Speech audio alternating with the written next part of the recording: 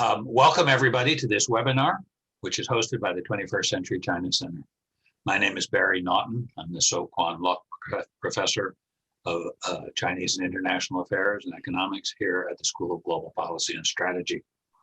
Thank you for joining us today. This webinar is being recorded and will be available later on our website, china.ucsd.edu. After we get started, after the talk is over, please use the Q&A function on the bottom of your screen to submit questions, and I'll be reading the questions that you submit to our speaker during the Q&A period at the end of the presentation. I'm especially delighted today to be able to introduce my long-term colleague and friend, Professor Richard Madsen. Dick Madsen, I think everybody knows. He's made contributions to an enormous range of parts of the literature, of course, on China, his famous work on Chun Village and work on the way that Chinese Americans perceive each other. He, of course, also is a contributor to this remarkable 1995 book, Habits of the Heart, about American society, which was nominated for a Pulitzer Prize. So, you know, Dick Madsen is a major intellectual presence in many, many areas of social science and cultural analysis. But one thing that a lot of people don't know is that Dick was first brought to China, first brought to Taiwan, because he was a member of the Maryknoll Fathers. He was interested in spreading, is that fair to say, spreading Christianity and Christian ethics, and that's what brought him to China in the first place. Then subsequently, he decided that this was not his vocation. He was better suited for an academic vocation, but it's given him the perspective and the depth and the ability to understand Christianity in China from so many different perspectives, from the inside and the outside. So we're so delighted to have him talk about something that he's been studying for decades. He wrote a path-breaking book in the 1990s about Catholics in China that was eye-opening for many of us.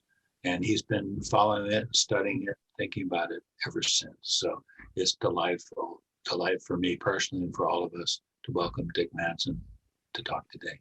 Dick, the floor is yours. Well, thank you very, very much, Barry. And it's, you know, a great pleasure to talk about all this, especially because, you know, my interest in academic study of Christianity in China and religion in China is sort of connected with the rise of the IRPS and GPS and UCSD's China program. So basically in 1992, I was asked and to some degree pressured to help apply for a grant to the Luce Foundation to study civil society in China.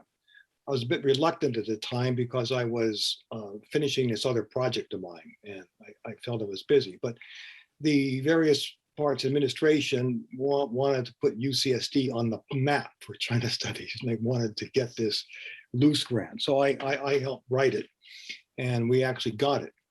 And then when we got it, we had there were 5 of us as, you know, co-PIs, and we had to you know, each pick a sub project as part of this. And so just partly out of curiosity, since I'd known about, you know, the background to Catholic Church in China, chose a topic about that to work with the Tianjin Academy of Social Sciences. And actually, one of my motives actually was I was kind of hoping I wouldn't have to do it because I knew it was kind of sensitive in China and I was busy with other things. And so at least I was a good soldier and I put my grant in, but I thought maybe I really wouldn't have to do it. So then I went there to do some, you know, a preliminary look, and then they actually told me there I couldn't do it. Okay, this is very sensitive. And then you know, what I saw was, you know, actually the Catholic Church at that point was very tremendous vitality, as well as actually, you know, potential tragedy connected with it. And then they didn't want me to do it. So that I thought, then I really have to do it. So I found ways of doing it. And then I ended up writing this book on the Catholic Church in China, which when I was doing it, it was, kind of a labor of love, but I didn't think it was going to have any big academic potential. But then, there was kind of a big vacuum in the field about this matter. And the issues of religion in China raised important human rights issues, which are coming to the fore. And then also the fact that there was this great resurgence of religion in China, indeed elsewhere, in what was supposed to be a secular age from the perspective of, social science. That was important for theoretical reasons and reasons in the field. So once I did this, then there were all sorts of, requests to do more and to write more papers and to do this and that. And so I've been sort of following up on this in various ways ever since. But in any case, it was part of UCSD's evolution that I got into this. And so, it's a nice pleasure to be able to talk a little bit about it right now. So let me share my screen. And in China now, there are about 70 million Protestants and about 10 million Catholics. Although those numbers there's a lot of uncertainty in those numbers, but roughly speaking, there seem to be something like that. Okay. This is all part of a religious revival in China.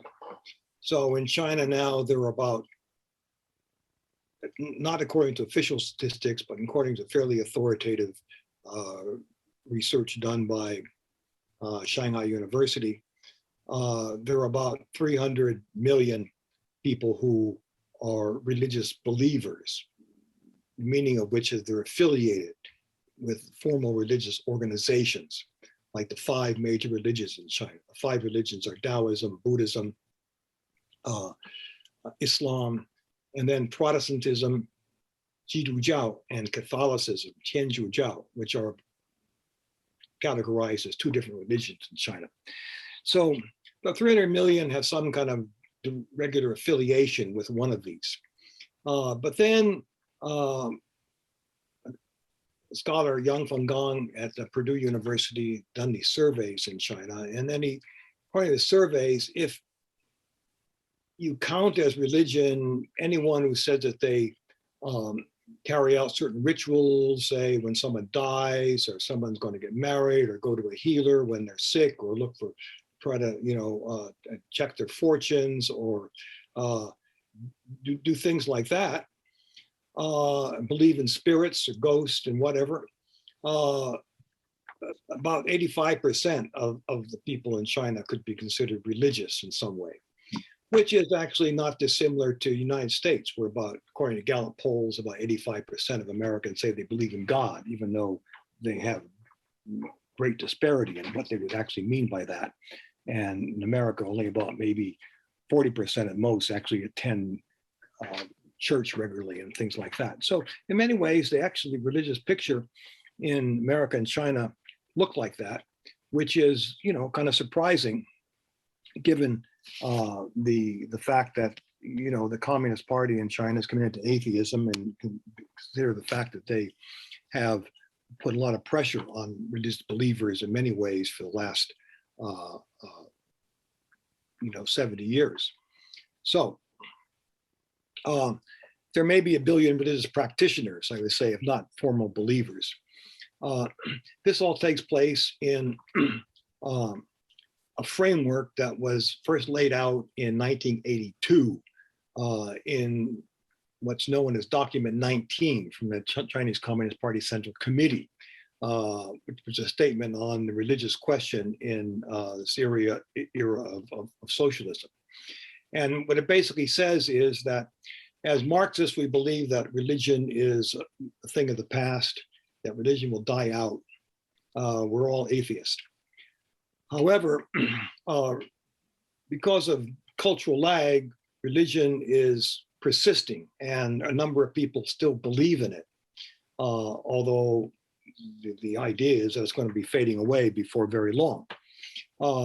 And therefore, in the meantime, the document says should avoid the ultra-leftist errors of trying to stamp it out coercively, because that can be counterproductive.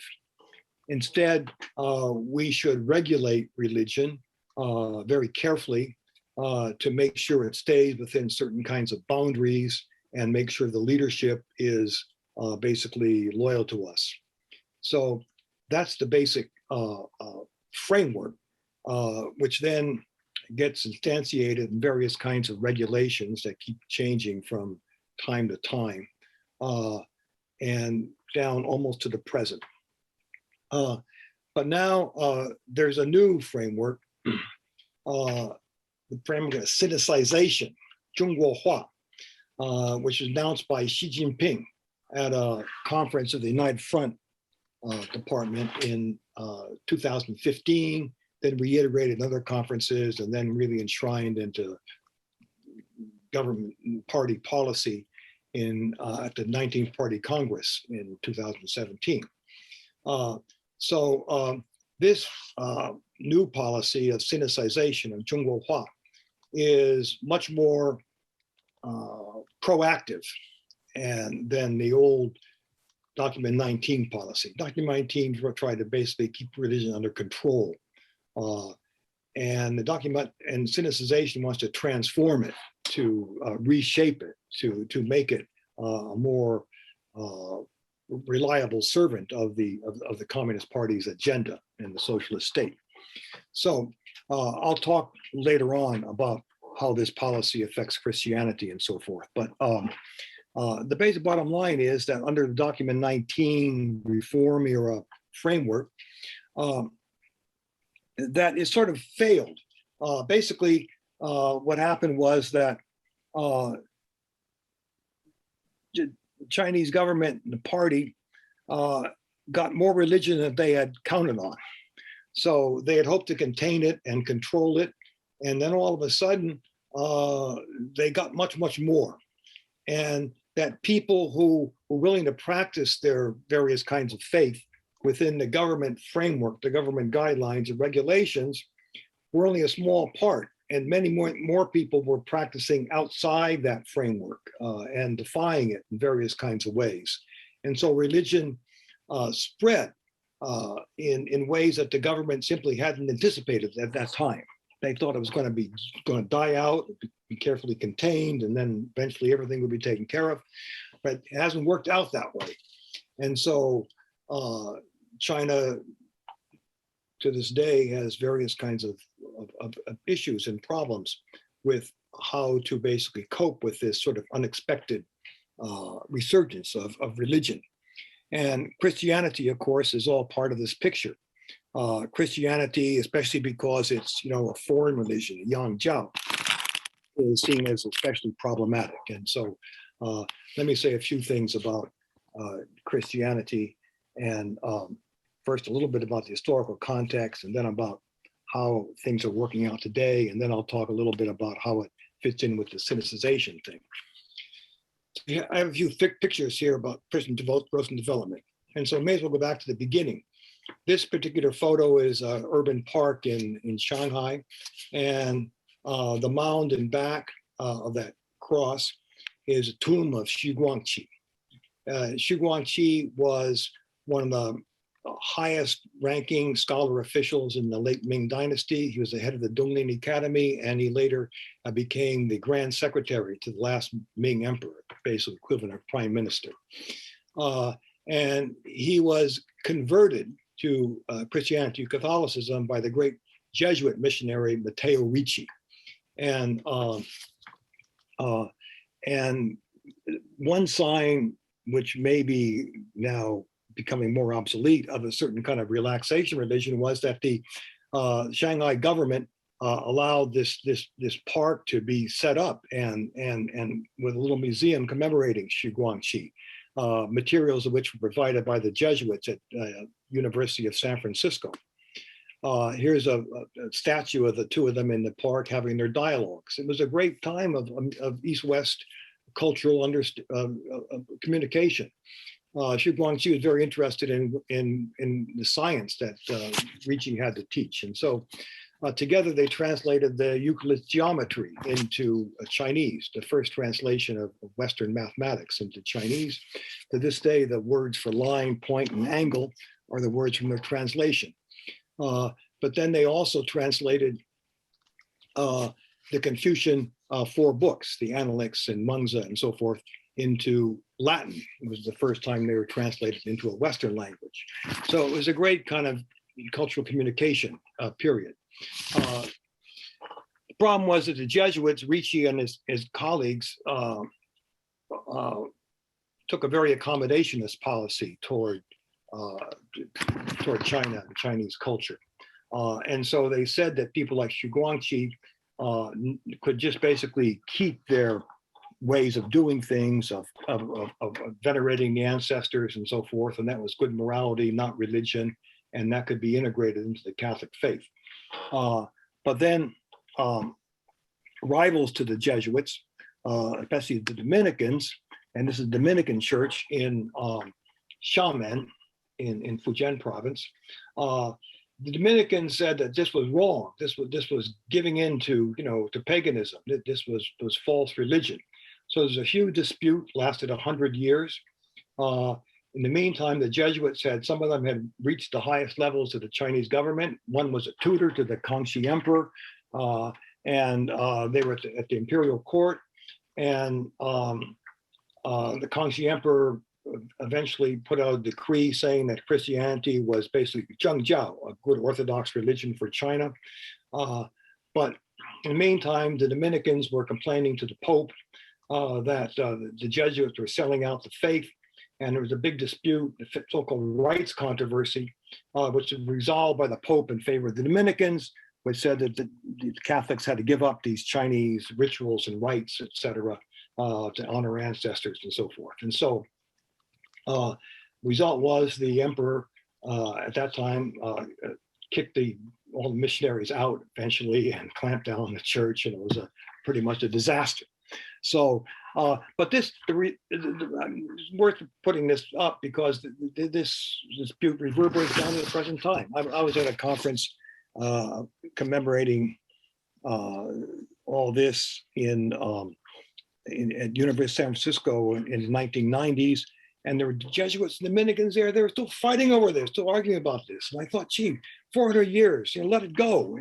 But still, they're not over it, and it actually affects the way in which people in the church, think about how to deal with China today. So, then the missionaries and religion came back during the age of imperialism in the 19th century, and they built this. This is the Catholic Church in Xiaowei, the Xu family estate in Shanghai. Now it's one of the highest rent, upscale districts in Shanghai, in this kind of neo-Gothic sort of style, and which carried a kind of a European culture into the whole mix. But this church, by the way, is a picture of people on a Sunday. It holds about 1,000 people, and you see it's quite crowded with people of various ages and so forth worshiping. So it's actually the Catholic piety is still pretty much alive and well, even in this church. So, but now I'm going to shift a little bit, just after the background, say a few things too about the Protestants. The Protestants in the 19th century, the Catholics came back, but they had lost all credibility with the upper class in China. So they had no entree to Chinese elites. And so their work was mostly in the countryside. They converted whole villages to Catholicism. Meanwhile, Protestants presented themselves as sort of modernizers, and they created major universities like Tianjin University, St. John's University in Shanghai, and so forth, and educated a bunch of reformist Chinese who helped create modern China. Sun Yat-sen was a Christian, so was Chiang Kai-shek, and many other kind of leaders in the Kuomintang and so forth were Christians, mostly Protestant Christians, educated often in these Christian Protestant universities. So there was this kind of split. But then one other interesting thing about the Protestants was that had these missionary groups, mostly Anglo-American. The Catholics were mostly French, dominated by the French. The Anglo-American, mission, they controlled the urban church in China, but underneath it grew up these indigenous churches with these local pastors who rejected the missionaries and often produced a kind of a faith very full of enthusiasm and independent, and with some very creative, independent kind of theological kind of moves, which very heavy on things like miracles and the apocalypse coming and all that, which sort of made sense in a time which the country was being torn apart. And that these indigenous Protestant churches, I think, even though they didn't have the kind of money and the international prestige of these Anglo-American, missionary-run churches, in the end, I think maybe are more consequential to China today. So, when the communists took over, basically they developed a policy toward religion, which was basically based on the policy that Stalin had created in the Soviet Union, which involved basically you arrested the top leaders, never under the cause of being believers, but because they were counter-revolutionaries and so forth. You throw them in jail, execute them even, and then you set up a government-controlled framework to control these churches. You take away all their property used for things like schools and hospitals and welfare associations. You keep them confined. You put in some compliant sort of, people on top, and then you expect that this hollowed out in this way, the church will come apart. Stalin developed this, of course, to deal with the Russian Orthodox Church in Russia, which was actually successful for a while, at least. But this was applied, if you were a communist country, you had to apply this. So the Chinese communists had to apply it, the Vietnamese had to apply it, the North Koreans did. And it basically wasn't appropriate because religion in China, most of it wasn't very hierarchical. It was really embedded in local community life. And just getting rid of the hierarchy would not necessarily do it. So in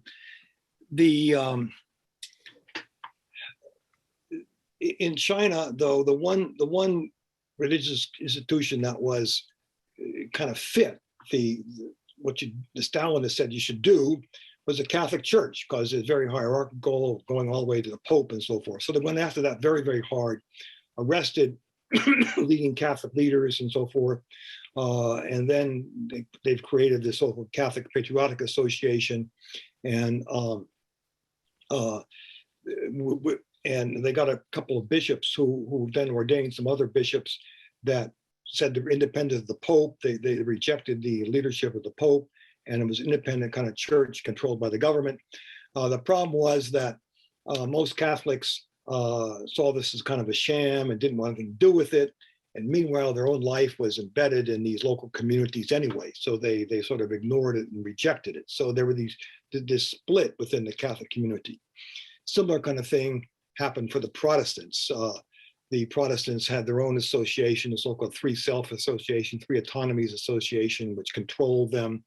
But there were these indigenous groups that were out of that control. The government responded to them by arresting their leaders. People like Ni Tuoshang, Watchman Nee was the major leader, thrown into prison, died in prison in 1971, and tried to stamp them out.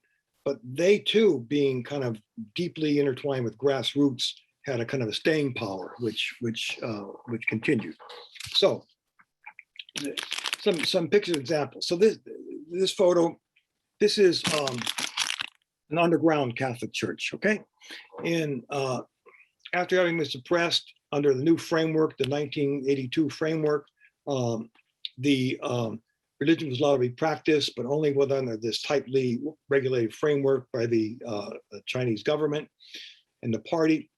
But Catholics many places didn't want to accept it. In the meantime, the Pope in the late 1970s had issued kind of special regulations for Christians in communist countries that they could, because they couldn't be in regular communication with the Vatican, they'd have a lot of leeway in choosing their own bishops and so forth, and developing their own ways of handling themselves without going through the normal bureaucratic vetting that the Vatican wanted. And so a lot of bishops got ordained at this time who were basically sort of freelance. And but since they were doing it outside any framework that the government allowed, they ministered to these kind of communities. And so we had the split within the Catholic Church between those bishops and priests who were associated with the so-called Catholic Patriotic Association, the official Catholics, and the so-called underground Catholics. Now, this is an underground church. It's near Wenzhou. And this is in a village, it's a typical pattern, where all the people in this village have the same surname, okay? It's part of one big clan, one big lineage. And the Catholic life is deeply intertwined with the whole aspects of this village. And the way it works, by the way, for the Catholics is that if you belong to this community, family community, you're a Catholic no matter what for life. These villagers often make a distinction between true believing Catholics and lukewarm Catholics, Langdan, who aren't very pious, who don't go to church, who don't pray, who aren't very moral. But they say everyone has place for God in his heart, because one thing about it is, if you're in a village like this, you have to stay a Catholic, because when you die, you have to be buried as a Catholic, because of that rites controversy, because the Catholics can't perform these funeral rites that are the folk religious rites that connect people to their ancestors. And so therefore, if you're a Catholic village, you want to rejoin your ancestors and so forth, you have to basically stay a Catholic, and at least you'll be buried as a Catholic, if nothing else, even if you aren't personally very pious or believer. So it's embedded in the whole life of the community. And these communities, some of them are in opposition to other communities who have chosen to, or for one reason or another, to be connected to the patriotic church, etc. This is an underground church. In the field next to this church there, an empty field, they told me they built a church there. They built a whole church with their own resources, their own hands. And then the government had come in and torn it down. And they were extremely upset about this, imagine. So what they did was they've taken these farmhouses here, and they've built a church out of them. They put two together, and they've opened it up. They put in pews, and so this is a church built in these farmhouses. And this is the altar, and this too is another farmhouse next to it, which is like a church center that has pictures of all the priests and missionaries who had served in this village for over the years. And then on the bulletin board, there are pictures of various events that they've had and so forth. And so this is an underground church. In Wenzhou, there's an underground bishop. And he has fairly good relationships with the official bishop in Wenzhou. They actually live together, but he's not recognized as a bishop by the Patriotic Association and by the Chinese government. And he's been out of jail. And they told me that some people said that when he came out of jail, one point, he came back to that village, and 1,000 people there lined up before him and knelt down before him, okay, because he had been through that, okay? So this creates this kind of a passion, and this here is sign there on the wall, the great Pope, Wan Sui, so they're not supposed to follow the Pope. Well, so they have this sign up of kind of a sign of defiance. But then, so you have this underground, you have the official church, and then you have people kind of working the cracks of the society in the middle, working out various kinds of gaps in official ability to control and so forth and so on. So here's this picture here. This woman there is a Catholic nun, and the other woman there on the side is from this village that it's in Hebei, southern Hebei, okay? And the people in this village, the women all went to the local hospital to give birth to their babies, and they were given blood transfusions there, and the blood was tainted with HIV. And so they all have HIV/AIDS, and they and their husbands or children, the whole thing is a total mess. And these nuns were trying to help them with Christian charity and economically, and get them AIDS medicine and give them some psychological, spiritual counseling and all that because of this. But the local government didn't like it because basically they didn't want to admit that they had screwed up so badly with the hospital and loss of faith. So they didn't want anyone taking care of these women. And so the nuns had to move out, but then some middle-level officials had some sympathy for these women in this village, and so they allowed them to sort of have a little place where people could come from the village by bus and so forth and get some help and counseling and so forth and so on. So, so that's the church, who are under official auspices, sort of, but kind of doing sort of unofficial things, et cetera. So you get a little sense of the complexity. This is the Protestant church in Wenzhou. Large church. This is the sanctuary upstairs. There are all sorts of meeting rooms and so forth for all sorts of activities, small groups of all kinds, to study, to celebrate, to worship, and all this kind of thing. So it's actually quite impressive. This is all part of the officially sanctioned organization. So about a third of the 70 million Protestants are part of this. 2/3 of the 70 million are basically in what they call house churches, which aren't officially recognized, and they get into trouble, etc. And so I don't have any picture. I went to this one place, but I didn't want to take pictures because the pastor had been out of jail, and I didn't want to cause any trouble. But the thing about the Protestant church is that it's basically growing extremely rapidly. For the Catholics, there are only about 10 million Catholics now. Before 1949, there were about 3 million. So it's grown basically at the rate of normal population growth, and actually has declined recently. There have been more funerals and baptisms. The Protestants, though, had less than a million before 1949 and have grown exponentially. So there's tremendous rapid growth. And sociologically, reasons are very interesting, I think. One reason is this communal versus hierarchical thing. The Catholics are also very communal. They're confined to these local communities without a hierarchy that can kind of pull them together, and with government regulations to make it difficult to kind of reach beyond. Whereas the Protestants are in these small community groups too, but there's not that kind of hierarchy for the Catholics, and not dependent upon it. So some of them have, direct inspiration as they see it from the Holy Spirit, from Jesus and so forth, and they're able to go out and establish their own communities and so forth, and spread.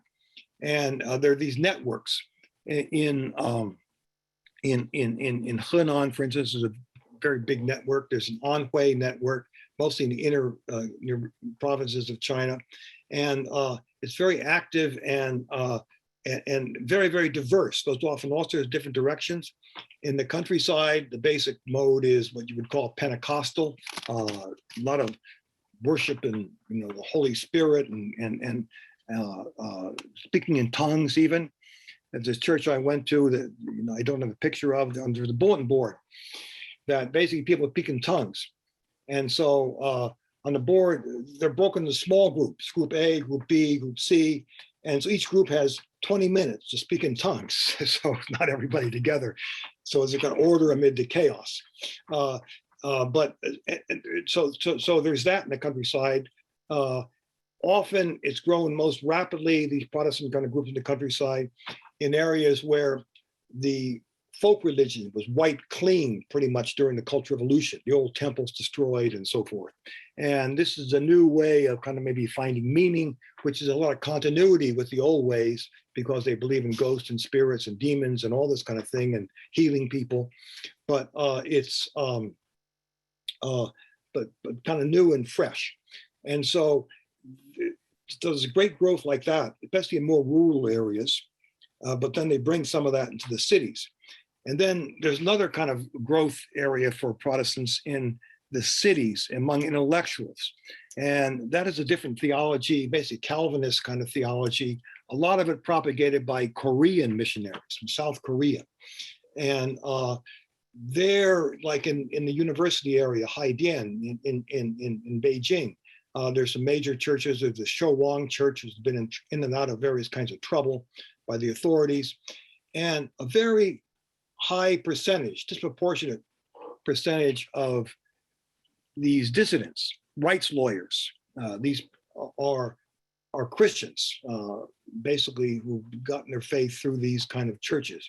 Even Liu Xiaobo maybe wasn't baptized as a Christian, but very close to it. And some people say he actually joined anyway. So you get this rapid growth of Protestantism, which doesn't depend on a kind of a fixed hierarchy, and is more flexible and able to move much faster because it kind of travels light.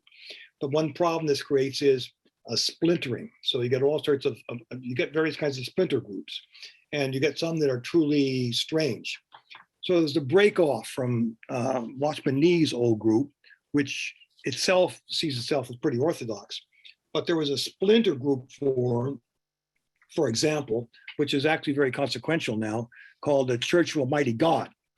And the Church of Almighty God believes that Almighty God, Qian Neng Shen, is what they call it, is actually a woman. God incarnated as a woman. And so it has to do with yin-yang cosmology. So God sent his son, Jesus, man. Now it's time for a woman because yin and the yang. And she actually now has escaped and lives in Queens, New York. With her name is Yang Shangbin, and there's another guy named Xiaowei Shan, who is like the St. Paul of this, who organizes and propagates and so forth. And this is considered a xiejiao, an evil cult in China, and there's a lot of persecution. And in religious asylum cases in Europe, United States, and Korea, they're now one of the main groups that are looking for religious asylum, suppressing Falun Gong right now. So you have this very, rich, wild, and crazy, and still kind of uncontrolled kind of mix. So now in this is, and I'll just end very quickly. Okay, so now we enter the sinicization program of Xi Jinping. So the main mantra that Xi Jinping says, all religions and all parts of Chinese culture should match the needs of China's development, the great traditional culture, and proactively fit in the Chinese characteristics of its socialist society. So this basically amounts to, what it means is the term in Chinese is 中国话. Some people say it really should mean Hanhua, because it's basically everyone should conform to sort of an idealized traditional version of Confucianism. But one scholar told me what it really means is Tinghua, basically obedience, do what you're told. And so you got to conform to the Communist Party, do what they're told. But it's a complicated kind of set of policies formed by an alliance between militant atheists, by pragmatists, and of course nationalists. We're trying to evoke some sort of, imagined glory of Chinese Confucian civilization. Xi Jinping quotes from Confucius and Mencius a lot. And implemented by increasing centralization of government apparatus to control religion.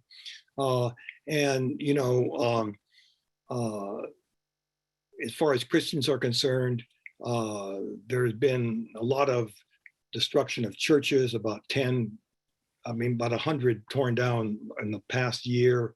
There is various kinds of arrests of Christians who are part of these house churches, and the Catholics part of the underground church are kept under house arrest, and other kinds of things to kind of try to keep them under control.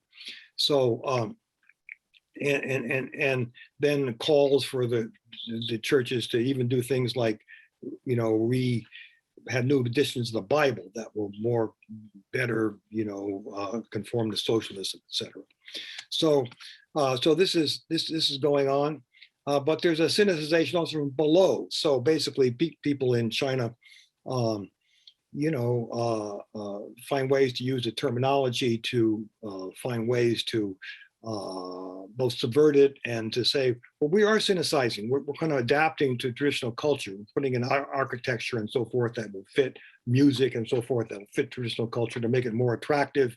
And this is how we're going to follow it.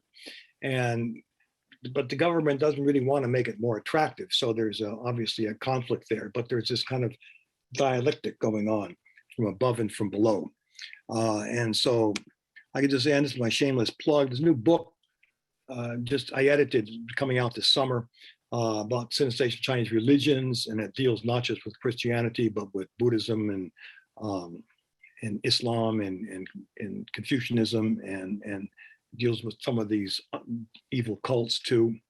And the cover photo is actually taken by my wife, Judy, and that's a Catholic church, but it's very traditional. You see temples in Dali.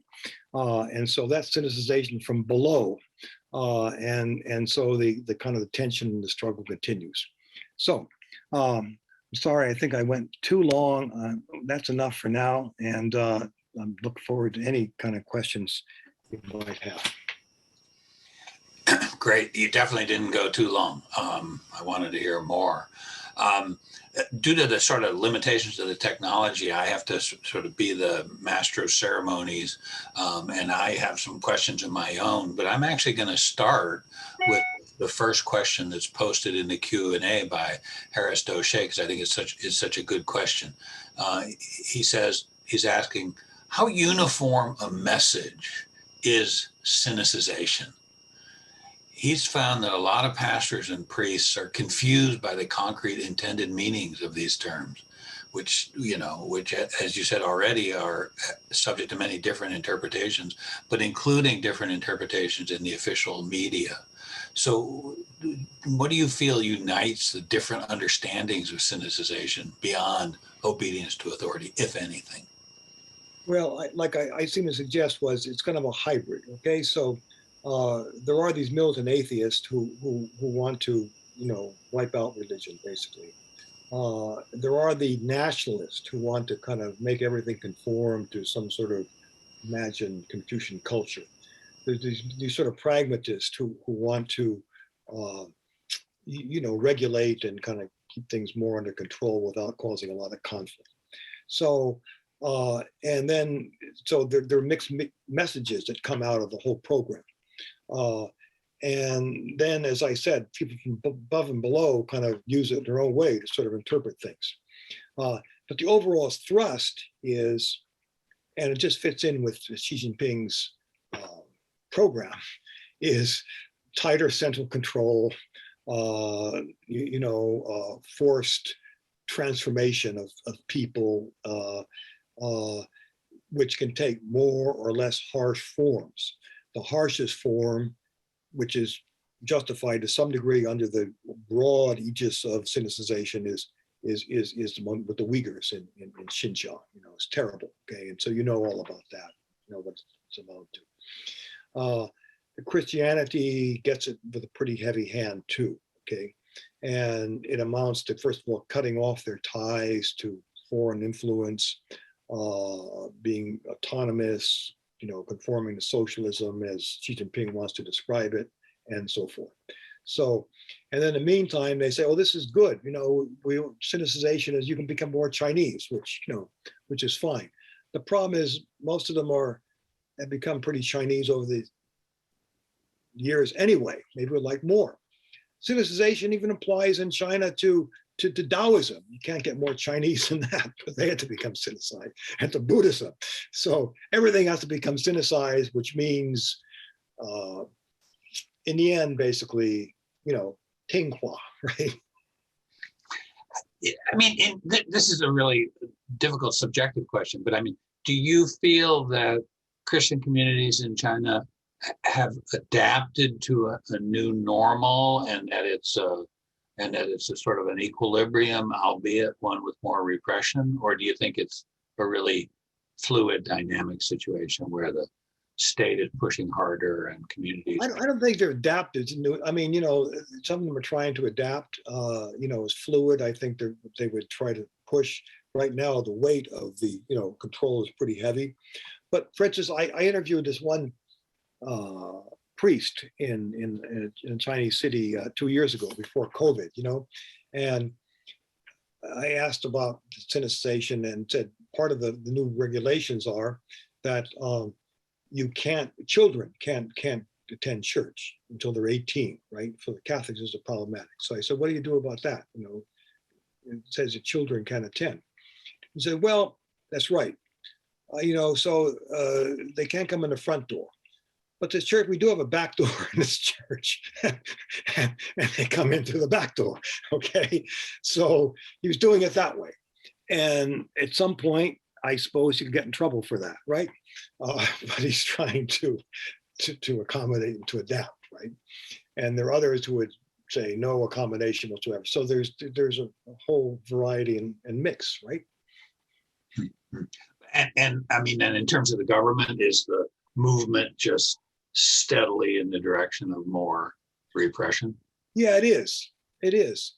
But then they have to, like in China, local levels, you got to get them to comply, and a lot of them don't want something that's going to bring them a lot of trouble.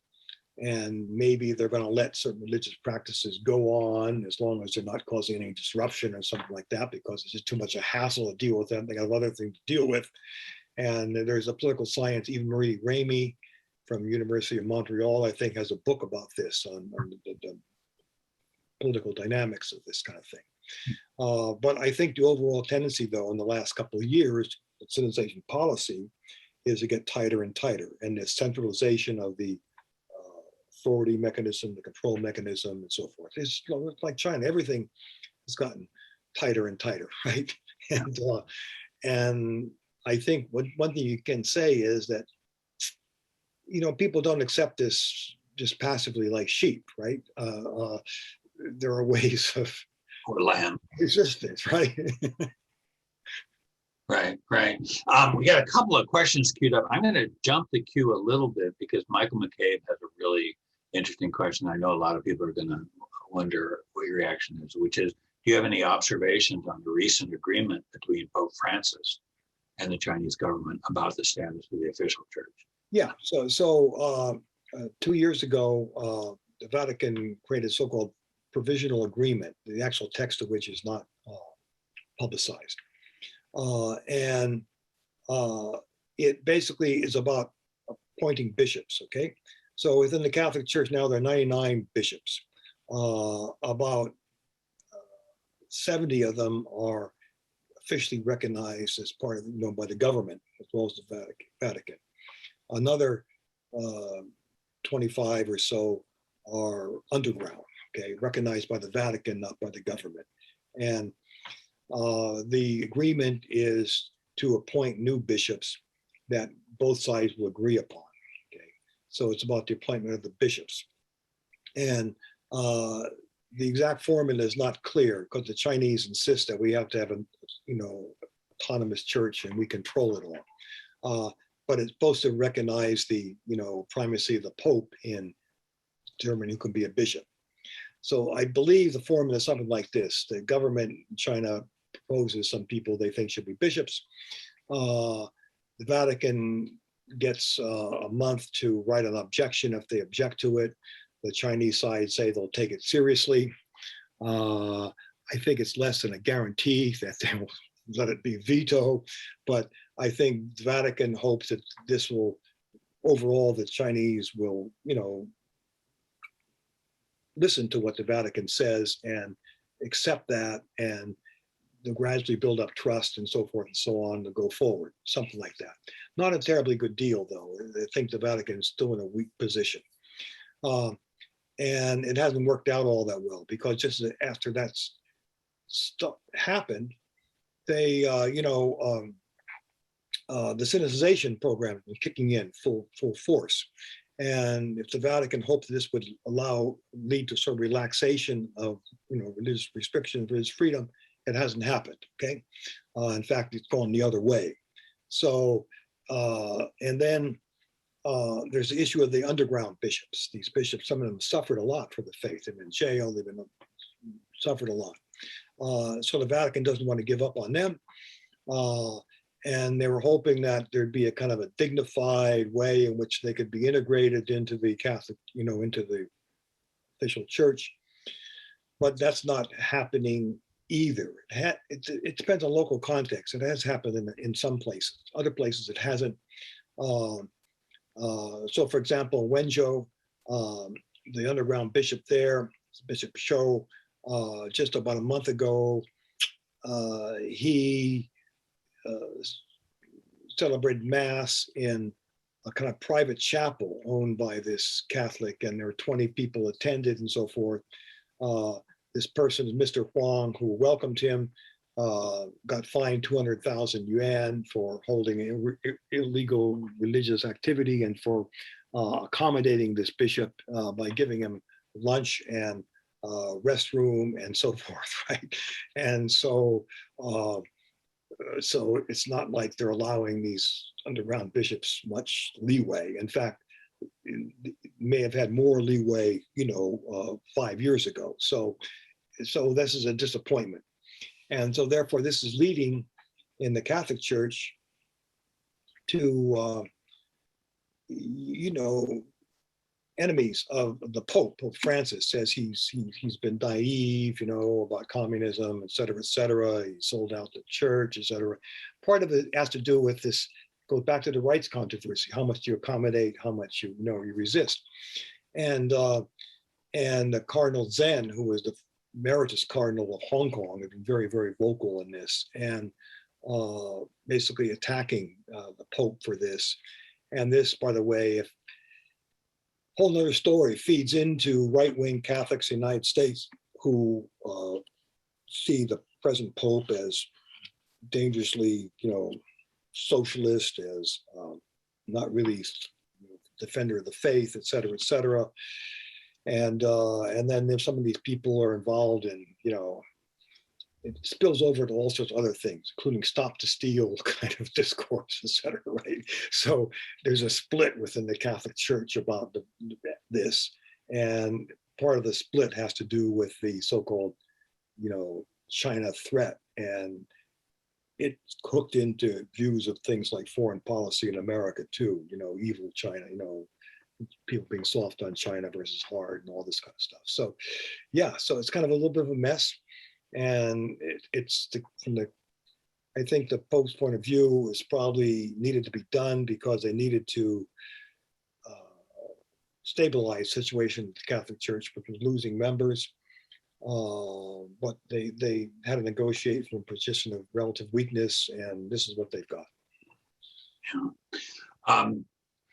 As long as we're on the sort of hardcore politics of it, we have a great question from Stephen, who, of course, Catholicism in Hong Kong is a whole other fascinating topic. But Stephen, who asks, imposition of national security law, and will the appointment of Stephen Chow as Bishop of Hong Kong dampen pro-democratic voices in the church in Hong Kong?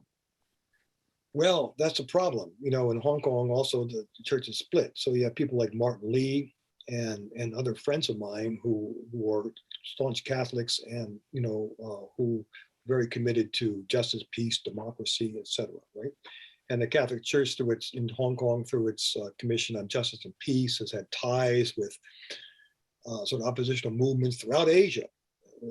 Back in the 80s, they were connected with people power movements, against Marcos in the Philippines, against rights of workers in Thailand, and so forth and so on. people in Korean democracy movements.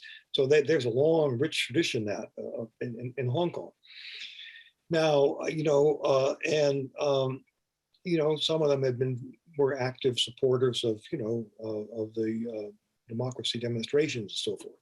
So meanwhile, Carrie Lam, the, chief executive, is a Catholic too, right? She went to Catholic girls' college, girls' high school, but Maryknoll has a famous one, the Maryknoll Convent School. But she went to a different one, the Canossian School, right? So we're not responsible for her, but she's a very devout Catholic too, right? So you got this kind of split. So they just announced a new bishop in Hong Kong, this Bishop Bishop Chow, who is the Jesuit superior for all the Jesuits in that part of Asia, and so he's going to be taking over. So he hasn't announced this. He hasn't been outspoken politically. Sorry, the Vatican announced. Vatican announced it, yeah. And there was wonder that they were being told by the Chinese government what to do. They said they weren't consulted at all. That's an independent thing. Hong Kong is not under, this personal agreement, etc. So, but he's going to have a tough road to hoe. And I think, national security law, they're going to try to stifle all these kind of, movements for democratic participation and all this kind of stuff. And so, and there'll be different factions in the Catholic Church, and then the mainland is, looming with its laws. So he's got a job, he's got some work cut out for him, right? Indeed. We're almost out of time, but there are a couple of questions in the Q&A box that essentially ask, can you sort of compare and contrast how sanctioned Christians are treated compared to sanctioned Muslims or Buddhists or Taoists? Is there, I don't know, is there any kind of simple, or for that matter, Falun Gong, is there any kind of simple comparison you can make? Well, okay, so Falun Gong and groups like the Church of Almighty God, are considered, Xiaowei, evil cults. So the full weight of authority goes after them. They're not considered religions from the Chinese government's point of view. So national security goes in part of them. And there's this 610 organization that was set up to deal with Falun Gong on the 10th of June, in 1999. That is extrajudicial sort of system that can kind of arrest people and try them and all that kind of stuff. German scholar Rudy Wagner, who unfortunately passed away a while ago, he told me, it's like the Gestapo under the Nazis. It kind of is parallel to the official judiciary system and so forth, and used to basically, be an authority mechanism for the party. So, so there's no mercy, and that's a big problem, and that's become a major human rights thing, and that's why these asylum cases, are coming up. So there's that. And then, there's restrictions. There are people being put under house arrest, et cetera, and various kinds of, pressures, right? And it's sort of like a spectrum. As far as in among other religions, among the, obviously the Muslims, at one extreme, there are the Uyghurs in Xinjiang. For Christians, I think both Catholics and Protestants, I think in Sichuan, there are transformation centers, a little bit like the detention centers in Xinjiang, where people get sent away for 10 months and so forth, and basically try to be, brainwashed, if you want to call it that, right? So there's that. And then there's a middle level, more gray area of kind of, control and repression. And different people have different factions within religions have different ways of dealing with it and coping with it. In this book, I was edited on the sinicization of Catholicism. They have a good article about Islam, about the Hui, not about the Uyghurs, and different groups within it. So on the Hui, there are the Salafis, who are basically a fundamentalist version of Islam. which can take different forms. In parts of the Middle East, it can take radical jihad. Ayman al-Zawahiri, the engineer of the 9/11 was a Salafi. But in China, it takes a more privatistic, quietistic thing. And the idea is you don't have to follow all these external regulations, and you don't have to wear a hijab, stuff like that. As long as in your heart you're following Islam and so forth and so on. And you can even join the Communist Party, and contribute as a government functionary and all that. So there's that way of dealing with it, right? As well as then others who say we've got to be defiant and and so forth and so on. And then there's the government pressure. So there's a whole wide range. And then other people try to adopt, the Buddhists try to adapt in their own way too. Buddhism is basically more okay than Christianity, but still got kind of problems. So the abbot of the Chan Buddhist temple in Shanghai wanted to build a new hall, a meeting hall, for Buddhist talks and so forth, and got a renowned Japanese architect to design it, be a modern hall. So adapting to modern culture, spread Buddhism. Well, government said, no, you can't do that. You got to be traditional Buddhist, right? So what they want to adapt to a culture is a traditional past that is frozen in the past, like a museum that won't be attractive, right? So sinicization means something like that for them. And again, there's more leeway for Buddhists overall than for Christians. More leeway probably for Taoists, but they're out to get rid of what they call superstitions, and that's another thing. And so, anyway, okay. So it's a range, like everything else in China, right? And some very, very bad things can happen to you if you're very staunch and oppositional, right? But you can manage to cope if you're willing to make some compromises. Well, we could go on with this for a long time, but we have this sort of strict rule to try and wrap up right at the hour. We're a couple of minutes after. So apologies to those who submitted questions that I didn't get to, but we better wrap up. And remember, it will be available on video and podcast in the next couple of days. Check the website, china.ucsd.edu. And tomorrow, before we go, we have a conversation with Rick Carew, former Wall Street Journal reporter, talking about competition in China's internet industry and implications for global investors. You couldn't get more different, I don't think, than what we've been talking about today and what we'll talk about tomorrow. But I think both will be really interesting. Dick, thank you very much. Thank you very, very much. Thank you.